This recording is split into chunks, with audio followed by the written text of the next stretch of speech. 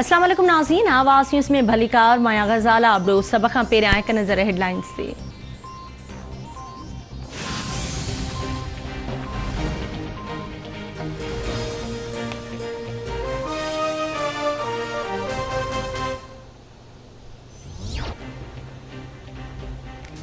सिंध के वॾे वज़ीर सैयद मुराद अली शाह NFC अवार्ड जल्द ॾियण जो मुतालबो करे छॾियो। वॾे वज़ीर जो चवणु आहे त 11 साल गुज़रण बावजूद NFC अवार्ड नाहे ॾिनो वियो। वफ़ाक़ सिंध सां नाइंसाफ़ी करे रहियो आहे। 742 अरब ॾियण जो चयो वियो पर बजट में फंड न ॾिना विया। हिसे जी ॻाल्हि करण ते सूबाईअ जो इल्ज़ाम लॻायो वेंदो आहे। वफ़ाक़ चई रहियो आहे त तव्हांखे 62 अरब न मिलंदा।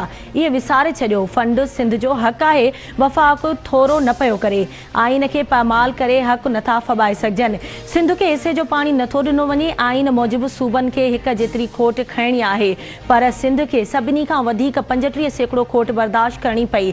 असांजा ख़दशा इरसा सां आहिनि। वफ़ाक़ी हुकूमत इरसा ते असरअंदाज़ थी रही आहे। मामले खे सियासी न बणाए वञे। असीं रुॻो हिन मामले जो आइनी, क़ानूनी ऐं टेक्निकल हल चाहियूं था।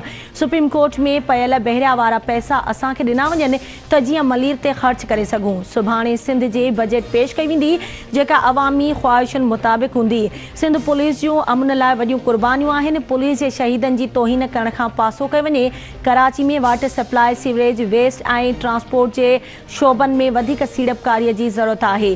चाहियूं था त वफ़ाक़ी सरकार ऐं आलमी इदारा मदद कनि।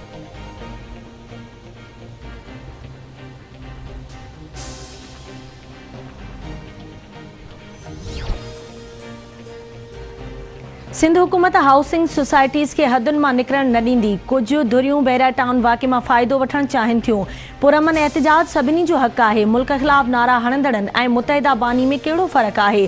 बहिरिया वाक़े जा 28 केस दाख़िल कया विया आहिनि। शक जी बुनियाद ते 156 ॼणा गिरफ़्तार थियल आहिनि। जांच हलंदड़ आहे। बेगुनाहनि ख़िलाफ़ कार्रवाई न थींदी। जेके बि क़दम खयां पिया वञनि उहे एहतियाती आहिनि त जीअं का अणवणंदड़ सूरतयाल पैदा न थिए। किथे ग़लती थी हूंदी त न रुॻो मञींदासीं पर उन जो अज़ालो बि कंदासीं। वॾे वज़ीर सैयद मुराद अली शाह जी कराची में प्रेस कॉन्फ्रेंस।